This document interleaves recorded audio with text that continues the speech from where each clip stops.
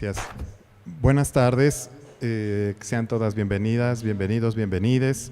Nos encontramos en la segunda actividad del día de hoy, en este viernes 20 de septiembre, en las vísperas del Día Mundial de la Paz. Tenemos entonces la presentación del libro de Guillermo Pereira Tisera, que lleva por título Contra las violencias, una introducción a la cultura de paz y derechos humanos. Va a estar comentado por la maestra Eva Reyes y por supuesto contamos con la presencia del autor, el doctor Guillermo Pereira. Antes de darle la palabra al doctor Guillermo Pereira, voy a leer una brevísima semblanza curricular que está en la página de la Comisión Nacional de los Derechos Humanos. Bien, el doctor Guillermo Damián Pereira Tisera, doctor de investigación en Ciencias Sociales con mención en Ciencia Política por la Facultad Latinoamericana de Ciencias Sociales, Flaxo, México, es miembro del Sistema Nacional de Investigadores, el SNI, ahora II, del Consejo Nacional de Humanidades, Ciencias y Tecnologías CONACYT. Investigador del Centro Nacional de Derechos Humanos Rosario Ibarra de Piedra, CNDH. Sus líneas de investigación son Cultura de Paz y Derechos Humanos y las formas de violencia contemporánea. Autor del libro De la protección normativa al abandono biopolítico, análisis de las recomendaciones y de los informes especiales de la Comisión Nacional de los Derechos Humanos en materia de migración, 2019-2022. Doctor Guillermo, muchas gracias, bienvenido. Estoy pensando en un formato en el que nos haga una presentación de unos 20 minutos para después tener la oportunidad de escuchar a la maestra Eva. Y pues adelante, bienvenido, muchas gracias. Bueno, buenos días. Buenos días a todos, a todas, a todes. Estoy muy... ¿Es eco? ¿Es así? Porque creo que no sé si voy a poder hablar con ese eco. Ajá. Ah, bien. Ok. Bien, no, disculpen, pero no me podía, creo que concentrar. Bueno, muchas gracias. Quiero empezar agradeciéndole a mi colega Arturo Sotelo, que fue el que organizó este evento. Estoy muy agradecido de su invitación. También, por supuesto, agradezco a la maestra Eva, que accedió a leer el libro, que es una primera tarea importante, y que esté aquí comentándolo. Eva, te lo agradezco muchísimo. Digamos, yo siempre digo esto, Oscar Wilde decía que hay dos cosas de las cuales no hay que hablar, de los hijos propios y de los libros propios, ¿no? Porque queda mal, ¿no?, que uno hable de su propio libro y de sus propios hijos. ¿Qué puede decir uno de sus hijos y de su libro, ¿no? Pero bueno, voy a trazar algunas líneas muy generales de la intención del libro y después voy a estar muy expectante de los comentarios que puedan hacer mis colegas. Este libro yo lo escribí el año pasado y básicamente yo lo que me propuse fue escribir una introducción al tema de la cultura de paz. Digo, el subtítulo del libro es Una introducción a la cultura de paz y derechos humanos, pero es una introducción que de alguna manera me llevó a mí por derroteros distintos a los que inicialmente podría llevar una introducción al tema de la cultura de paz. Por empezar, no es una introducción, es una introducción que prescinde de un autor central de los estudios de paz, que es Galtung. Creo que lo cito una sola vez a este autor. Y yo necesitaba prescindir de Galtung porque encontraba ahí un edificio ya excelentemente armado de respuestas en ese autor, ¿no? No veía yo, digo, para bien y para mal, no encontraba yo ahí algo que me motivara a mí a introducir una discusión sobre el tema de la cultura de paz o el concepto de paz en este autor en particular, porque ese edificio ya estaba muy bien armado, ¿no? Yo necesitaba ir por otro lado, ¿no? Necesitaba ir por una serie de autoras y autores para quienes el núcleo central de sus reflexiones no precisamente el tema de la paz. Entre otras cosas también porque yo estaba más familiarizado con esa tradición. Esos autores y autoras fundamentalmente son Foucault, Judith Butler y Giorgio Agamben, que son algunos de los autores que yo trabajo en este libro. También trabajo a René Girard, antropólogo francés, y saco de una suerte como de arcón de los recuerdos, porque fue un autor que yo trabajé en mis épocas de estudiante de licenciatura, a John Rawls, que es un autor liberal que escribió un libro muy interesante a fines de los 90 que se llama El derecho de gentes, y él habla ahí de la paz democrática. Entonces, esa sería como la primera cuestión que yo quisiera decir del libro. Es decir, no se van a encontrar con un libro en el que yo vuelva a construir el edificio que tan bien construyó Galton, con sus tipologías de las violencias, etcétera, etcétera, sino que de alguna manera fui por otro lado, porque estaba más cercano a la tradición del pensamiento postestructuralista y porque encontré en Judith Butler en particular y en Agamben dos nociones que a mí me hicieron resonar mucho, que es, en Butler hay un libro que ella sacó hace muy poco que se llama La fuerza de la no violencia, se publicó en Paidós, lo pueden encontrar en cualquier librería, y en Agamben usé el concepto de un texto muy marginal que encontré por la red, que él habla del concepto de la paz ingobernable, ¿no? Que me llamó mucho la atención esa suerte de oxímoron, ¿no? Una paz ingobernable por el lado de Agamben, o sea, una paz rebelde. Si es ingobernable, es una paz indómita, rebelde. Y por el lado de Butler también me encontré con una suerte de oxímoron, que es la fuerza de la no violencia, ¿no? Entonces ese fue como podríamos usar viejos términos de la epistemología para hablar que ese fue el contexto de descubrimiento. Enfrentarme a esos conceptos, fuerza de la no violencia y luego paz ingobernable, que es un textito muy, muy, muy chiquito de Agamben a propósito de la reflexión sobre la guerra de Ucrania. Entonces, bueno, ese sería, digamos, como lo primero que yo puedo decir del libro. Es un libro que está dividido en dos partes. La primera parte se llama la violencia contemporánea y la segunda parte se llama la paz contemporánea. Por lo tanto, es un libro que busca introducir al problema de la paz y la violencia en las sociedades contemporáneas en las que vivimos, o al menos en el clima de época actual en el que vivimos, ¿no? Está casi simétricamente trazado el libro, creo que tiene casi la misma cantidad de páginas, la primera parte, la violencia, y la segunda parte, la paz, porque buscaba hacer esta suerte como de espejo, ¿no? Es decir, aquí seguramente sigo a Galton en la idea de que la paz no se opone tanto al conflicto, sino a la violencia, ¿no? Creo que ese es el edificio central que mantuve de Galton, ¿no? La idea de que el conflicto no es lo opuesto a la paz, sino la violencia. Había otro autor que resonaba mucho en mí, que está marginalmente citado en el libro, pero que ejercía una fuerza de atracción por sus intuiciones, que era Gramsci. Yo me formé en Córdoba, Argentina, en los años fines de los 90, hace mucho tiempo, con dos muchachos que fueron discípulos de Ernesto Laclau. Laclau es un teórico político argentino, gramsciano, que hace una lectura, digamos, desde el postestructuralismo de Foucault, Lacan, etc., de la teoría política de Gramsci.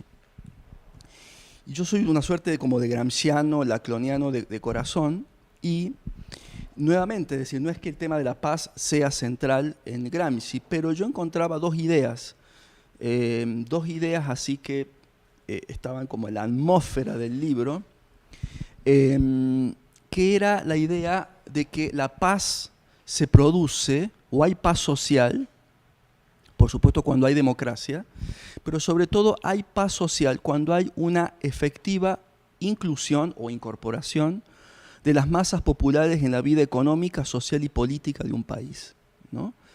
Dicho de otra manera, no hay paz sin una vida democrática intensa, en términos de una sociedad democrática exaltada, en términos de una sociedad de debates, con un espacio público potente, ¿no?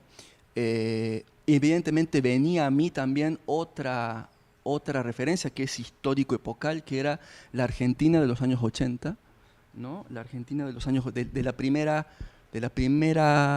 parte de la década del 80 en Argentina, cuando Argentina transitó de la dictadura a la democracia, y en el 85, como ustedes saben, se llevó a cabo el juicio de las juntas militares en Argentina, y venía a mí esa Argentina. Yo era muy chico en esa época, pero sí esa sociedad movilizada, esa sociedad argentina con un nivel de debate público y un nivel de, digamos, de ensanchamiento de las libertades públicas muy potente. Una sociedad movilizada, una sociedad en debate permanente, una sociedad que le hizo, por ejemplo, cambiar la opinión a Borges. O sea, Borges fue simpatizante de la dictadura militar, pero Borges fue a las audiencias del juicio de las juntas militares y él cambió su posición cuando escuchó los testimonios de las víctimas y cuando ese gran acto de la vida democrática intensa argentina y pública que fue el juicio de las juntas militares le hizo cambiar la manera de pensar a mucha gente. Entonces, también venía a mí, y casualmente el año pasado se estrenó una película muy hermosa que se llama Argentina, 1985, que recomiendo muchísimo y que describe muy bien ese clima de época de una sociedad argentina muy movilizada en términos del debate público. Y venía esta idea de que no hay paz sin democracia intensa y no hay paz sin bienestar social o sin un nivel, digamos, de bienestar social profundo, ¿no? La otra idea que venía es, ya voy a, 2 minutos porque al final todavía no, creo que no queda claro por qué Gramsci, pero sí, en un momento lo digo. La segunda idea que venía a mí es, que está de alguna manera rondando en el libro, es que la paz tiene que ver con acá hace un momento se hablaba de justicia restaurativa, tiene que ver con la reparación e integración, la reparación y el volver a integrar un cuerpo herido, desagregado, y el cuerpo herido y desagregado del Estado-nación o de la nación, ¿no? Esa era otra idea que venía a mí de la Argentina de los años 80, un país que estaba herido, desagregado, fragmentado, en el sentido de que había sufrido muchas violencias y que la paz tenía que ver con volver a integrar ese cuerpo de alguna manera, de restaurarlo, de volver a unir esas piezas que estaban heridas, rotas, fragmentadas, etc. Entonces venía a mí ideas como sutura, reparación, en fin, ¿no? Y por supuesto que obviamente México está muy presente también en la reflexión en términos de un país que necesita reparar el tejido social, ¿no? Necesita, digamos, volver a unir esas piezas de un cuerpo nacional que está de alguna manera afectado de un problema que México arrastra desde hace mucho tiempo, que tiene que ver con cómo los localismos, ¿no? Es decir, los poderes, podemos llamar feudales, los poderes locales, tienen un nivel de autonomía y de operatividad en términos del poder criminal en una zona gris entre poderes legales e ilegales, que también hablan de un cuerpo que tiene dificultades para integrarse, ¿no? Como un cuerpo-nación democrático y que pueda, de alguna manera, solucionar ese gran problema que es el de los poderes estatales y locales autonomizados de un control político democrático integrado, ¿no? Voy cerrando, no sé cómo estoy de tiempo, pero son, digamos, algunas líneas muy generales que estoy trazando, y básicamente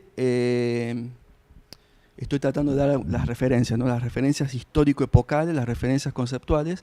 ¿Y por qué Gramsci? Porque Gramsci se enfrentó al problema de una Italia dividida, una Italia desmembrada entre un norte industrial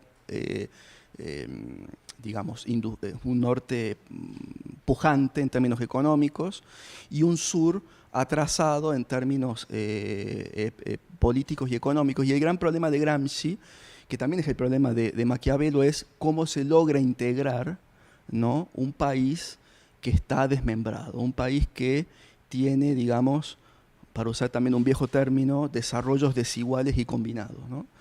Y en México yo veo también ese nivel de, digamos, es un país que tiene a nivel, como decía hace un rato, a nivel estatal, local, unos niveles como de autonomía en el sentido de que hay una ley que se juega ahí, una ley propia, ¿no? Es decir, la ley de Culiacán es una ley de facto, una ley, o sea, hay dinámicas de construcciones de poderes de facto que visibilizan un cuerpo nacional desmembrado, ¿no?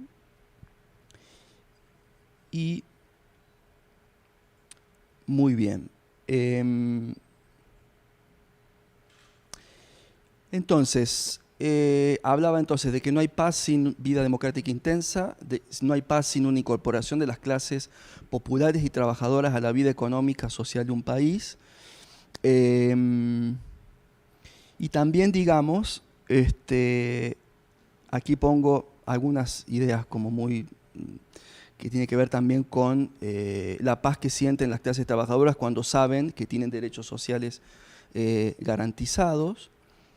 Hago una discusión en la segunda parte del libro sobre Simone Weil, que ella habla de que el trabajo es la paz, ¿no? Es decir, cómo, digamos, tener trabajo y tener un trabajo digno contribuye a la paz social, la paz que sienten los estudiantes cuando saben que no van a asfixiar presupuestalmente a las universidades, la paz que sienten las mujeres y demás cuerpos feminizados cuando se sienten protegidas por la solidaridad de las vivas, como dice Judith Butler. Y por supuesto que todo esto se gana con lucha, ¿no? Es decir, con lucha, de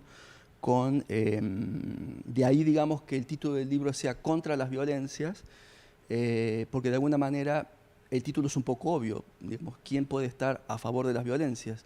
Sin embargo, las violencias despiertan muchas simpatías, muchas adhesiones implícitas o explícitas, y parece que hace falta, digamos, posicionarse en términos de que a las violencias tenemos que pararnos frente a ellas y luchar contra ellas y oponernos a ellas y establecer una suerte de fuerza no violenta crítica para seguir con Judith Butler. Y cierro con esta idea. ¿Qué implica pensar la paz en México hoy, ¿no? Me parece que ahí hay una pregunta. La pregunta sobre qué implica la paz en México hoy tiene que ver con la pregunta de por qué arraiga tanto la violencia, por qué todavía la violencia sigue arraigando tanto, ¿no? Es decir, por qué hay violencias que se arraigan profundamente en el tejido social, y eso me llevaba también a una reflexión que en el libro no está referido como tal, pero sí está como marco, contexto del libro, que México es un país también de violencias profundamente arraigadas a lo largo de décadas. Cuando hablo de la violencia profundamente arraigada no me refiero solo a la violencia criminal, que ha arraigado muchísimo en los últimos 15, 20 años, sino también a las viejas violencias políticas de Estado que en México arraigaron desde los años 50. Es decir, si hablamos del periodo de la, comillas, guerra sucia, un término que deberíamos dejar de usar ya, pero este periodo que ha sido ubicado entre el 65 y el 90 por algunos mecanismos de justicia, en la Comisión de Derechos Humanos se habla de un periodo más largo, que es de los 50, con la represión del movimiento enriquista en los años 50, durante el gobierno de Alemán. Entonces México tuvo un largo periodo de violencias políticas profundamente arraigadas, que no están resueltas, que no se han discutido todavía a profundidad, que están empezando a discutirse, pero que todavía no hay, digamos, una claridad sobre esto. Está el debate conceptual abierto, ¿no? Algunos hablan de violencia política de Estado, otros hablan de terrorismo de Estado, pero todavía como que no hay, el debate está en efervescencia, y también me parecía que, digamos, las violencias criminales, sociales, profundamente arraigadas, feminicidios y violencia criminal de los últimos 20 años, tiene una cierta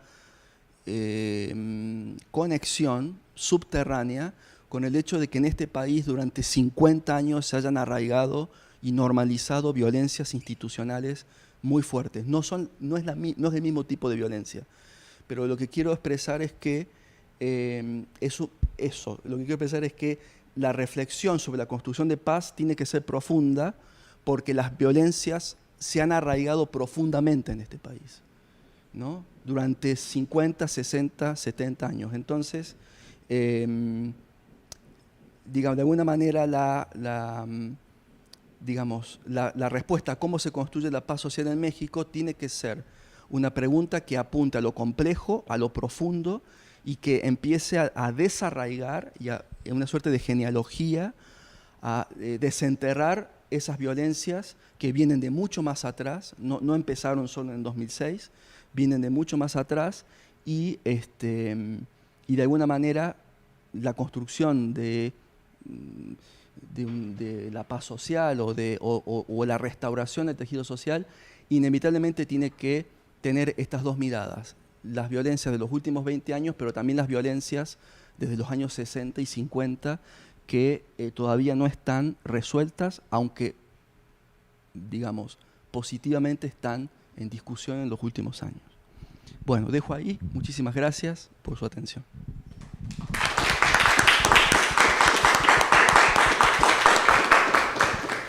Muchas gracias, doctor Guillermo. Pues bueno, pasaría entonces a ceder el micrófono a la maestra Eva Reyes.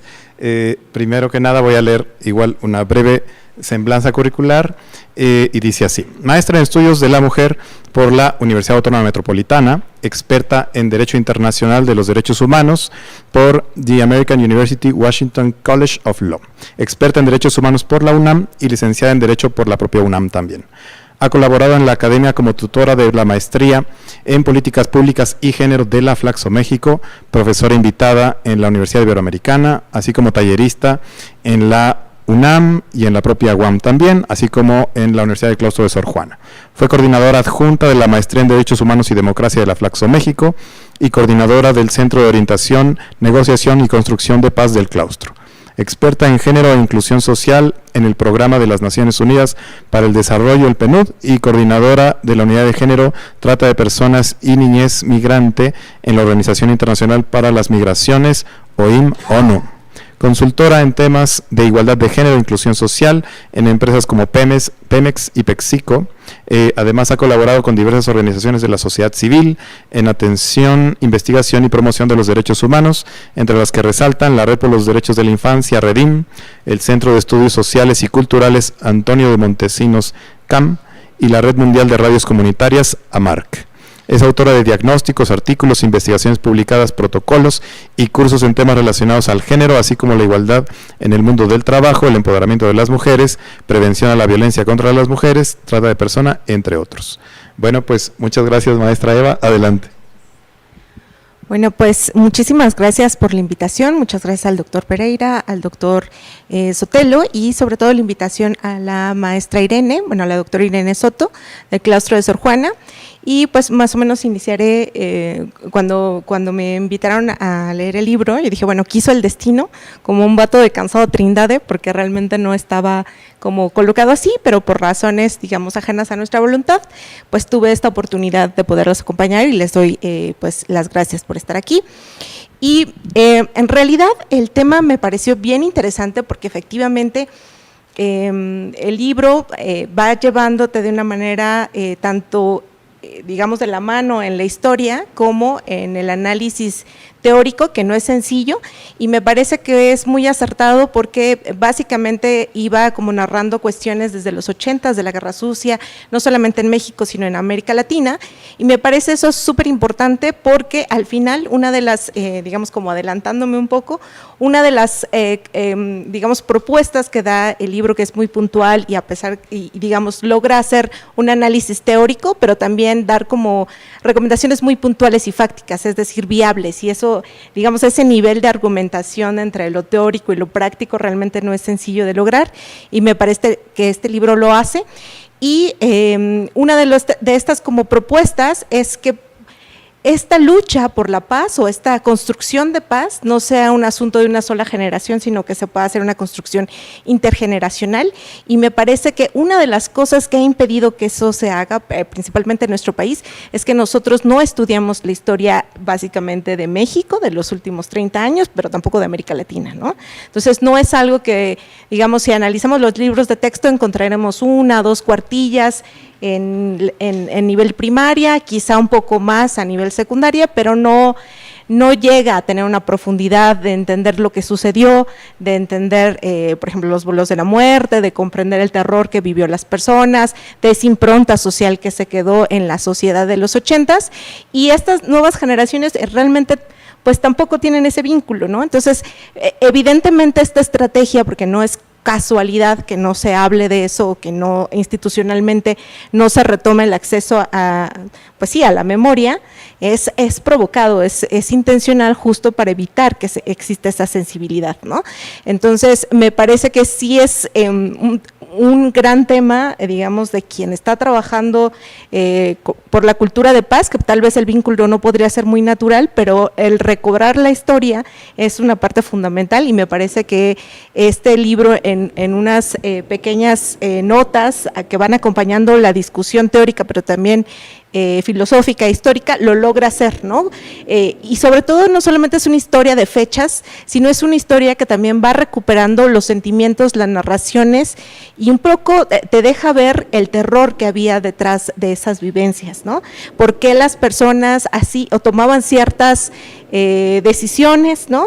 Cómo era tan arbitrario el abuso del poder que no dependía absolutamente para nada de ti, ¿no? Como esto de si por casualidad te registraban, ¿no? En las notas al ingresar a los centros de reclusión, pues ya no te podían asesinar, pero si no era una condena de vida o muerte, ¿no? O sea, esa actitud tan deliberada, tan mínima, tan arbitraria, tan administrativamente, ¿no? Tan burocrática puede ser, que no solamente, y que me parece que esa narración es muy impactante porque básicamente es cómo se construyen las instituciones, no solamente en América Latina, sino en México también, ¿no? O sea, el nivel de poder que aún tienen las burocracias es enorme, y a veces esas pequeñas diferencias de no querer hacer una anotación o hacer un trámite, pues hacen la diferencia, por ejemplo, en el acceso a derechos, pero también en el acceso a la memoria y en el acceso, por supuesto, a condiciones de paz, ¿no?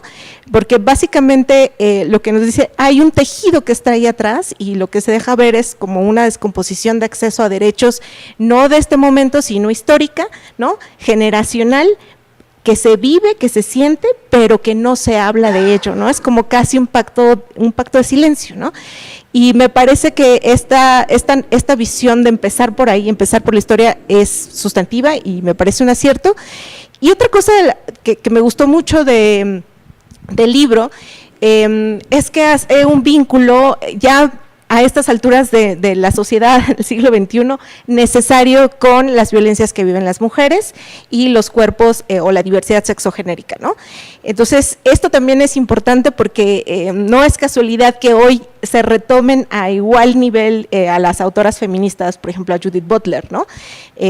Al nivel que cualquier otra persona teórica, ya sin siquiera dudar que es necesario recuperarlas, ¿no? Digamos, estas dudas de si incorporábamos o no a las feministas dentro de los análisis, creo que se ha superado y digamos, este libro lo demuestra, ¿no? La naturalidad con la que se recurre a ellas como necesarias, ¿no?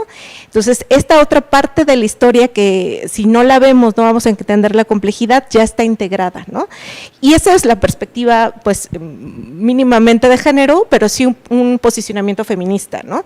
De las mujeres y las personas de la diversidad sexogenérica importan, sus cuerpos, su existencia y sus vivencias importan, y me parece que empezar por ahí también marca como la diferencia desde donde nos acercamos a este concepto de dignidad, ¿no? Y otra cosa que también me gustó bastante, digo, a mí el libro en realidad me gustó mucho, porque si yo lo hubiera tenido hace algunos años, creo que me hubiera resuelto muchas dudas, sobre todo porque no solamente va al plano teórico, como decía, sino al plano práctico. ¿Qué haces? Hay ciertas preguntas muy fácticas, ¿no?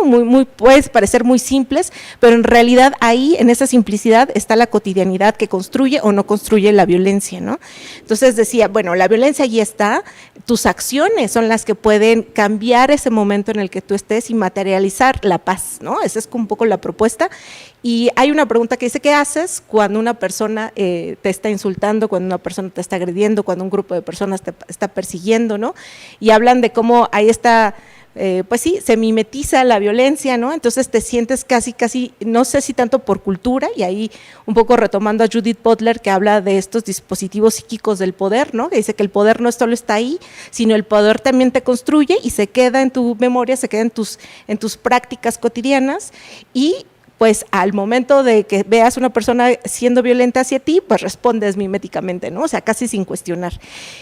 Y hay una legitimidad también, que eso es una crítica muy puntual que hace el autor, una legitimidad a esta violencia, ¿no?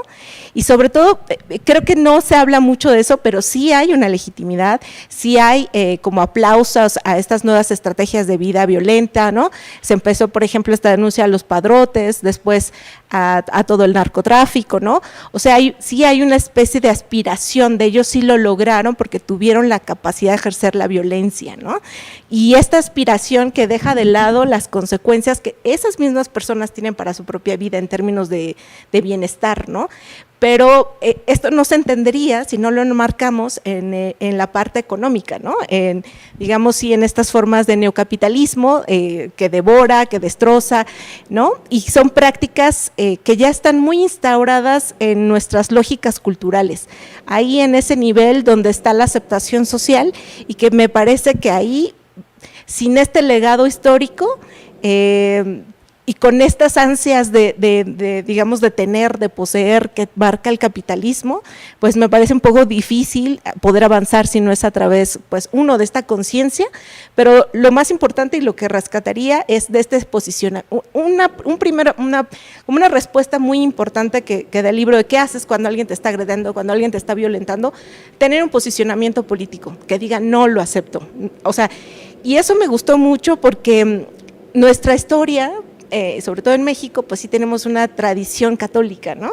De si alguien te agrede y quieres ser una buena persona, pues tienes que poner la otra mejilla, ¿no? Entonces, que las políticas públicas han criticado como buenismo, ¿no? De que tienes que ser una buena persona, que tienes que someterte.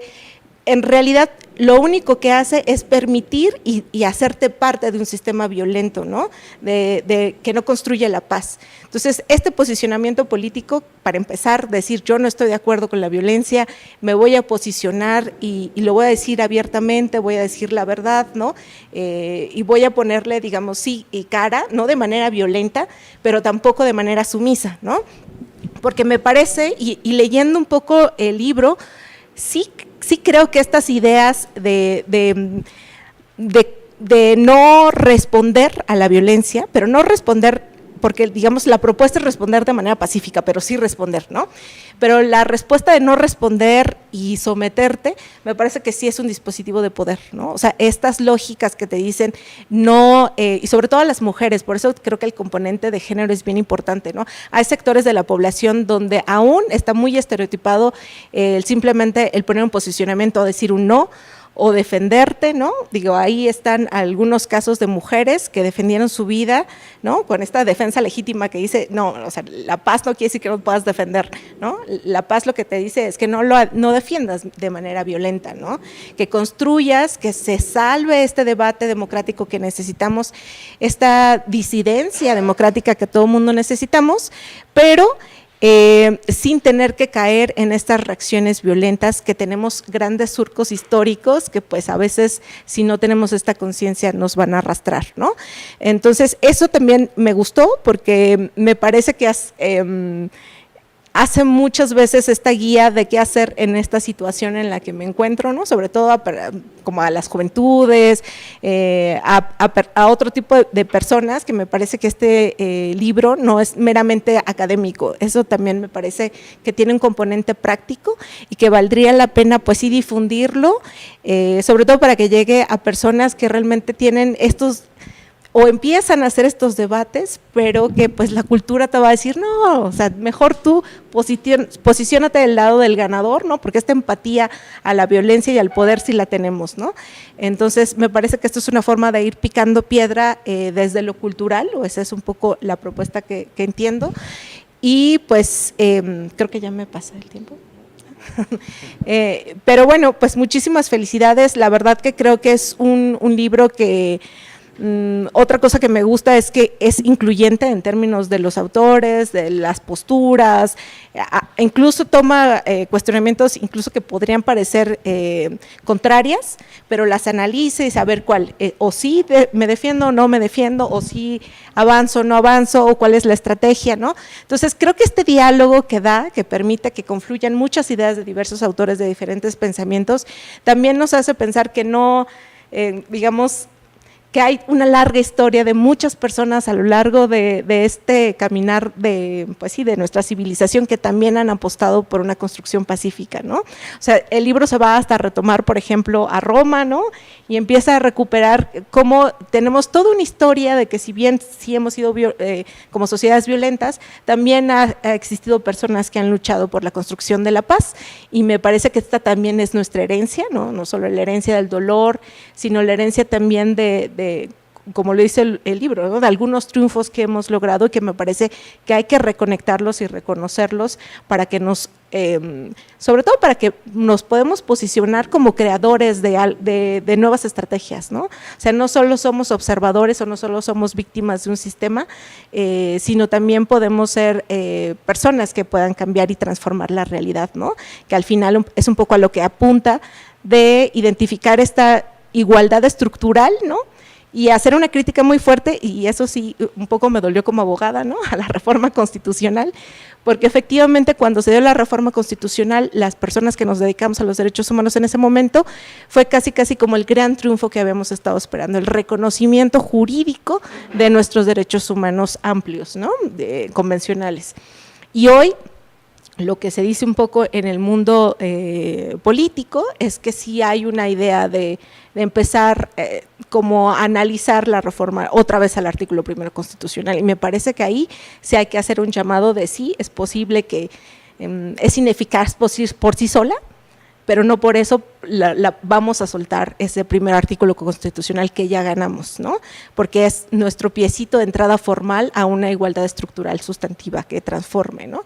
Entonces, sí, quizá no apostarle todo a la formalidad de los documentos legales, pero creo que hoy más que nunca nos van a ser útiles, ¿no?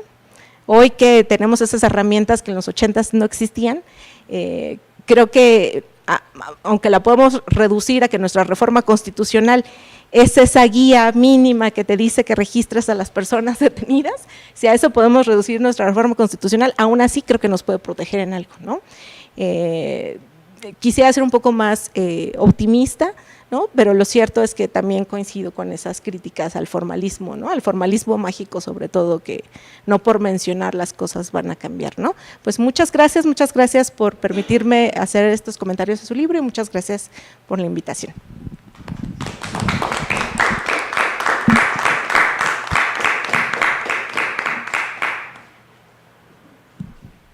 Bueno, pues muchas gracias, maestra Eva. En un momento más le damos de nuevo la la palabra a Guillermo para que nos diga algunas reacciones. Yo quiero hacer un planteamiento, espero breve, por cuestiones de tiempo, y quisiera encuadrarlo en la primera ley de la naturaleza de Thomas Hobbes, planteada en este libro ligero de El Leviatán. Bien, dice así: cada hombre debe esforzarse por la paz mientras tiene la esperanza de lograrla.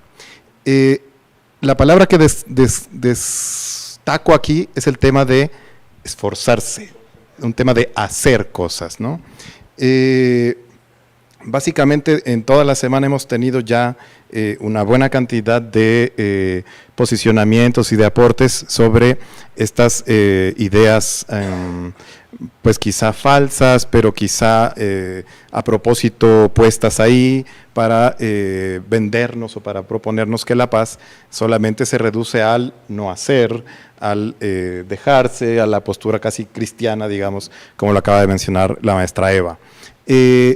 A mí me parece que justo va en este sentido lo que yo encontré en el libro, y voy a decir algunas otras implicaciones que encontré en el siguiente extremo hacia el final de esta intervención.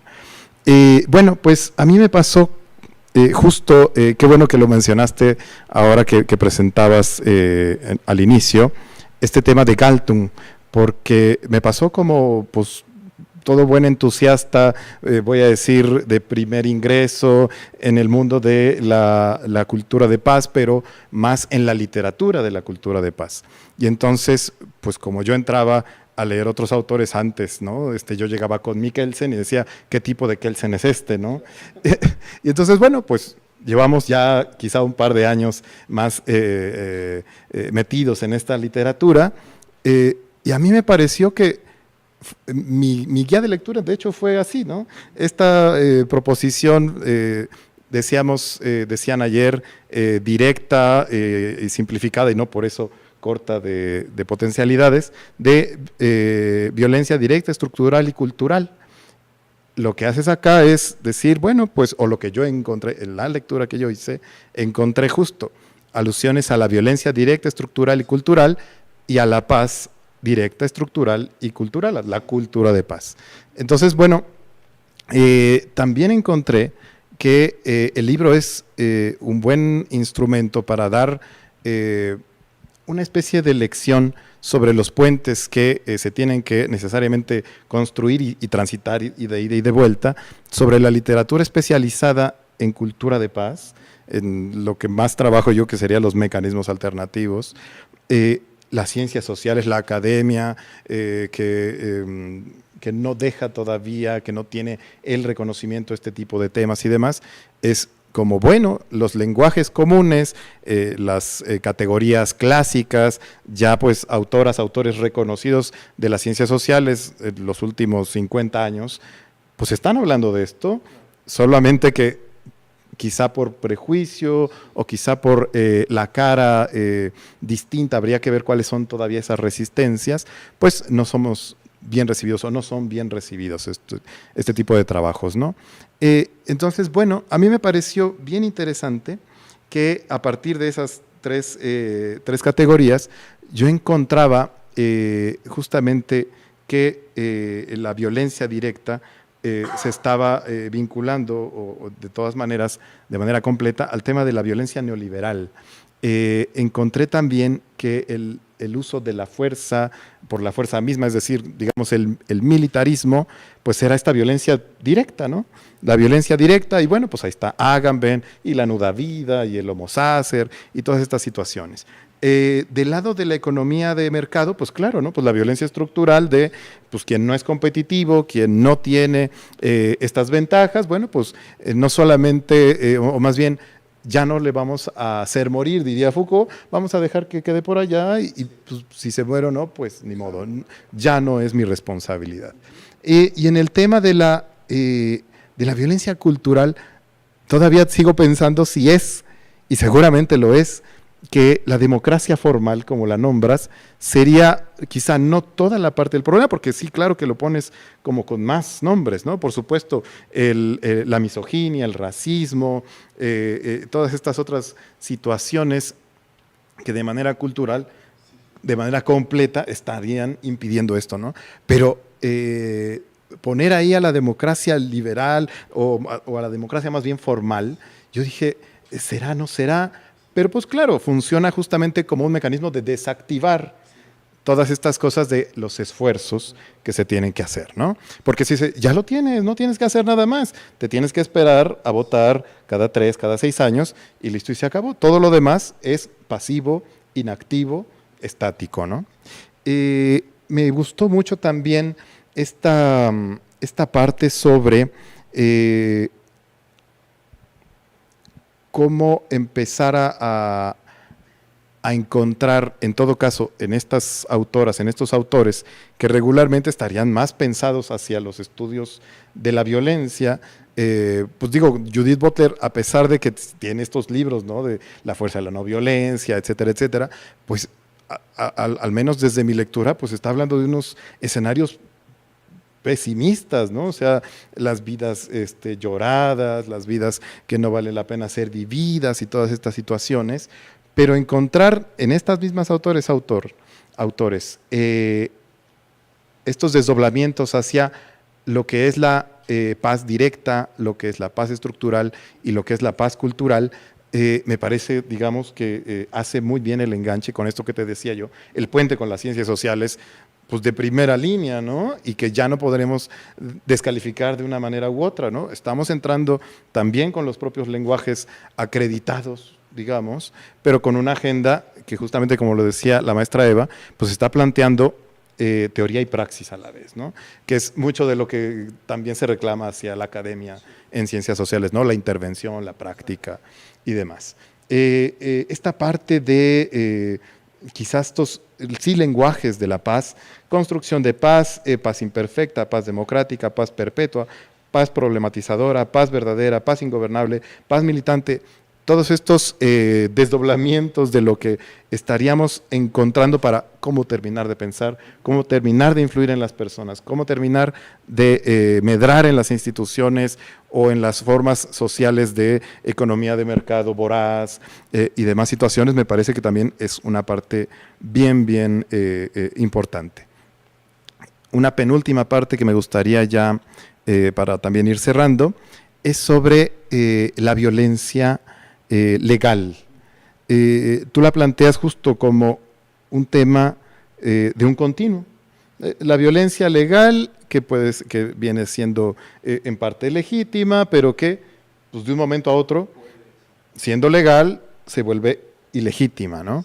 Quizá en los términos como más clásicos beberianos y demás situaciones, y no tanto como decir vamos a renunciar a cualquier cosa que se parezca a la fuerza, pero sí que hay como esta manera de entenderla, dices tú, no ingenua, inteligente, anticipada, programada, en donde pues evidentemente son cosas que no se están excluyendo, que no son contrapuestas, sino que al contrario, tendrían que ser complementarias. El uso de la fuerza con estos principios, con principios por supuesto también trazados desde Naciones Unidas y demás situaciones, no tienen por qué estar negados en los estudios de cultura de paz, ¿no? Al contrario, tienen que estar siendo revisados constantemente, porque si volteamos la cara y dejamos que ese continuo pase de un lado al otro sin que sean advertidas las formas en lo que lo está haciendo, pues justamente nos perdemos de buena parte de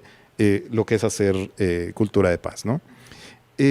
Bien, y ya por último, para cerrar, es una especie de metáfora igual a través de Hobbes. Leo la frase completa de la primera ley de la naturaleza. Dice, cada hombre debe esforzarse por la paz mientras tiene la esperanza de lograrla.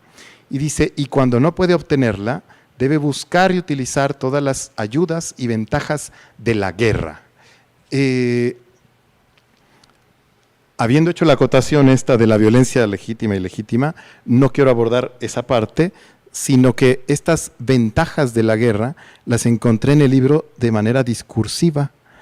Es decir, usar categorías como pacifismo militante, utilizar batalla cultural, utilizar la fuerza de la no violencia incluso. Estamos retomando lenguajes de la guerra pues para los fines de acá, y el tema es, digo, acabo de leer las 8 definiciones de paz que están ahí, pero justo, ¿cómo nombramos esto? ¿Nombramos como fuerza, como potencia? ¿Será que siempre que escuchemos estas palabras que nos que nos hacen levantar la mirada, emitir alguna especie de señal de respeto, tienen que tener esta otra situación de beligerancia, pero tal cosa, tal otra? Yo me quedé con esa duda de qué tanto camino nos falta para que nos sigamos esforzando por la paz, y que poco a poco dejemos de necesitar estas otras categorías y se inauguren nuevos vocablos para pues ya no tomarle la palabra a Hobbes de la segunda parte, ¿no? Y vayamos hacia allá. Bueno, pero las referencias, sobre todo argentinas, me llevaron a lugares que yo sinceramente desconocía los detalles. Hay otras alusiones a otros conflictos, Sudáfrica y demás. El propio México está muy bien relatado acá también. Y pues bueno, pues muchas gracias, Guillermo, por aceptar la invitación. Sí, todavía no cerraba, ahí vamos a abrir, claro. Tenemos como 2 minutos, pero de todas maneras seguimos platicando aquí. Si quieres, ¿las puedes leer, Jesús? Ahorita las encuentro aquí en el chat. Buenas tardes, mi nombre es Diana Hernández, soy de Guamuzcapalapa. Tuve invitación a este evento por parte de la doctora Adriana Morales del curso de biología. Una vez ubicada la persona. Interesante la idea.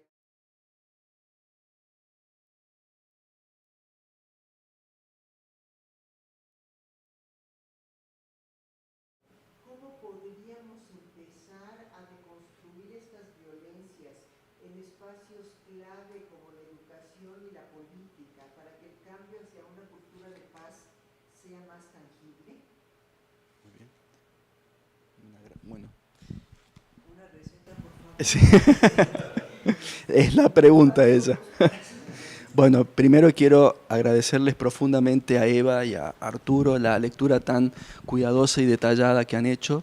Yo creo que no debe haber satisfacción más grande que después de estar tanto tiempo en soledad escribiendo el libro, conversando, sí, con los colegas del SENADE, pero que venga una mirada externa tan fresca y tan inteligente. Yo agradezco muchísimo. Eva, Arturo, muchas gracias por las reflexiones que han hecho. 2 cosas digo nada más de los comentarios de ellos dos y voy a la pregunta. Primero, es verdad, Eva subrayó una cuestión que para mí fue muy decididamente importante, que el libro también diera alguna suerte de directriz, acción, recomendación. No sé, yo trabajo en la CNDH y la palabra recomendación es la palabra estructurante, ¿no? La palabra nucleante y estructurante. Y por supuesto eso no quiere decir que yo vengo a dar una receta fácil, pero sí me parecía, y yo también lo hablaba con la directora del SENADE, que ella también me impulsó a que también pasara a ese plano, que es el plano más bueno, está muy bien, pero ¿qué hacemos? ¿No? Esa es la pregunta leninista por antonomasia, ¿no? Es decir, ¿qué hacemos? Entonces, sí se van a encontrar con algunas partes del libro donde hay alguna suerte como de acciones, recomendaciones que uno puede implementar, ¿no? Y en relación a lo que decía Arturo, me gustó muchísimo esta última parte de la reflexión que haces, porque, claro, evidentemente, ¿no? Es decir, la gran diferencia y al mismo tiempo muchas veces la no tan clara diferencia entre lucha y guerra, ¿no?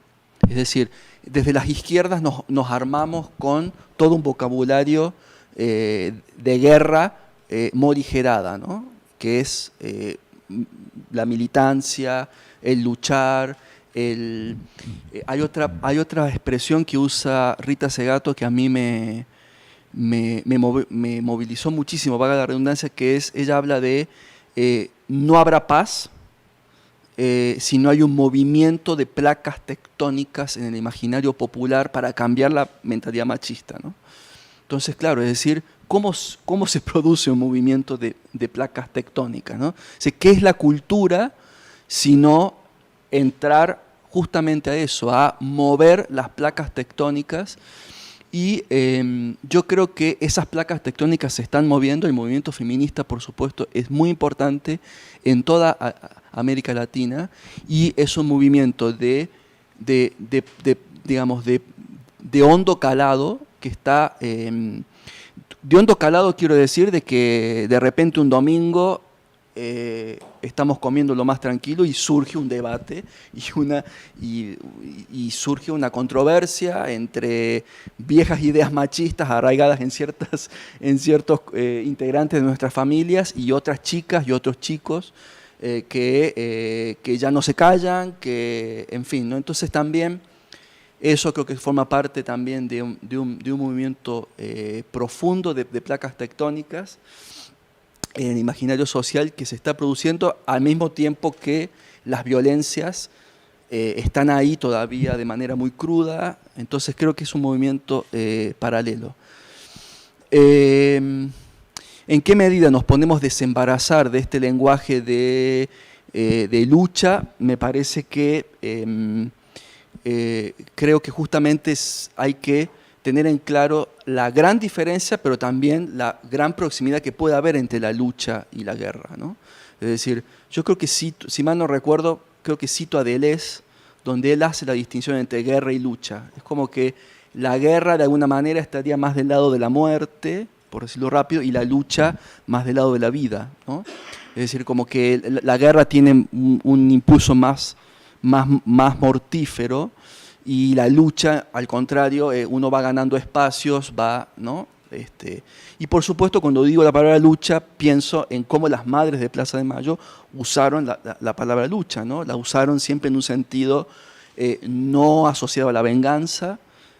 Para ellas siempre fue muy importante desterrar de todo el vocabulario político, público argentino, la idea de venganza, la idea de revancha, la idea de odio, la idea de que en realidad se está luchando por la justicia y que siempre esa lucha tiene que ver con algo mayor, ¿no? Con algo mayor quiero decir que no es solamente una causa de los organismos de derechos humanos, sino que es una causa nacional, es una causa del país, y eso, digamos, me parece que es uno de los grandes legados de las madres, ¿no? Es decir, pensar que lo que había que hacer era reconstruir el tejido del Estado-Nación, ofendido, como dice el fiscal Estracera en su alegato de las juntas, en el juicio de las juntas militares, ofendido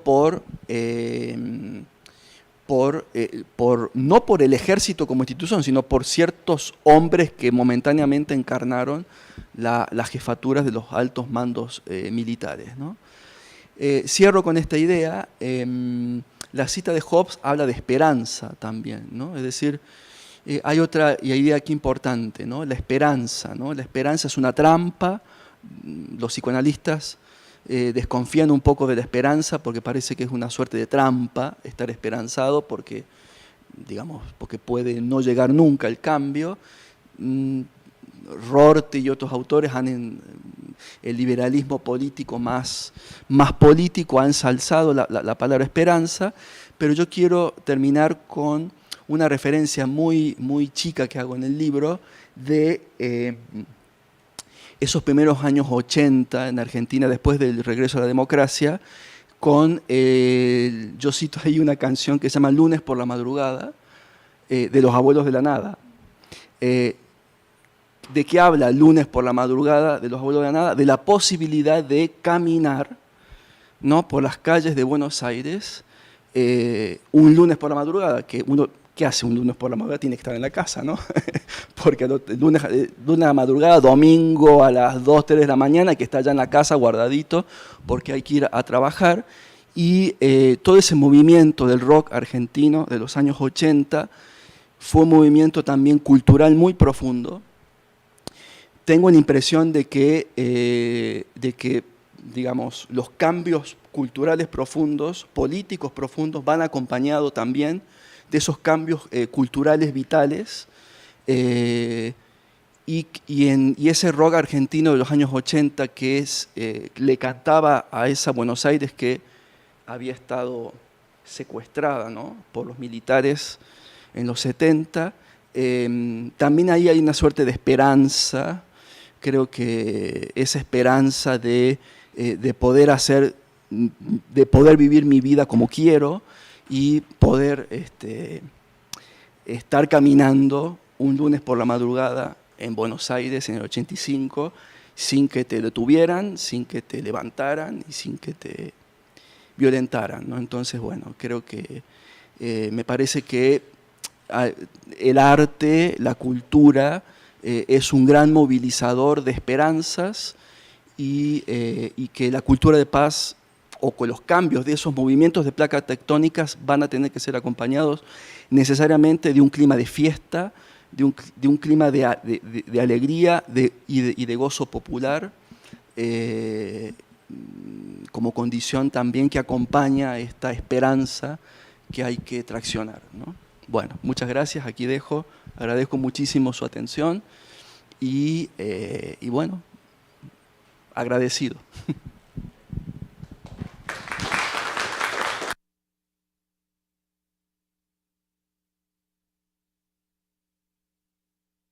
Bueno, pues entiendo que ya estamos sobre el tiempo. Quisiera entonces pues dar las gracias a las personas que nos siguieron por las redes sociales, a las personas que están aquí presentes. Es el último día de las actividades propiamente aquí adentro de la universidad. Pues muchas gracias al doctor Jesús Elizondo como coordinador de la red, muchas gracias a la doctora Zoila por la coordinación de todas las jornadas, muchas gracias a Eva, muchas gracias Guillermo, y pues buenas tardes, hasta luego.